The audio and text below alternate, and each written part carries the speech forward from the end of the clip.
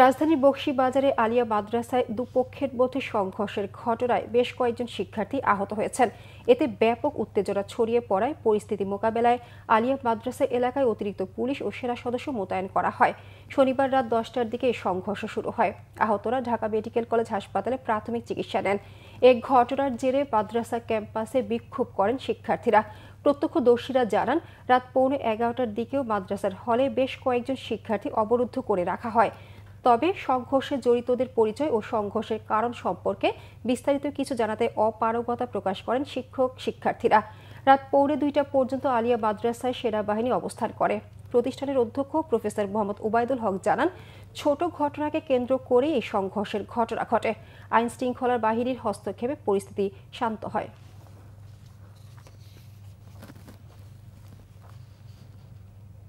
ছোট্ট বিষয় নিয়ে বড় কিছু হয়ে গেছে। এটা অনেক ছেলে আহত হয়েছে, আমি হসপিটালে পাঠিয়েছি, আপনারা শুনেছেন নিশ্চয়ই বা দেখেছেন। এটা শান্ত করতে হবে, নিরাপত্তা দিতে হবে এবং আর কোনো ঘটনা না করুক। এখানে তারা মিলাদ মাহফিল করতেছিল একটা দল, তারা বাকিরা আবার জড়ো হয়েছে একসাথে, যে এরা মিলাদ মাহফিল করবে কেন, মাইক লাগাবে কেন, পরীক্ষা আছে, এই আছে, সে আছে। মূলত এই মিলাদ মাহফিলকে কেন্দ্র করে ঘটনা ঘটছে।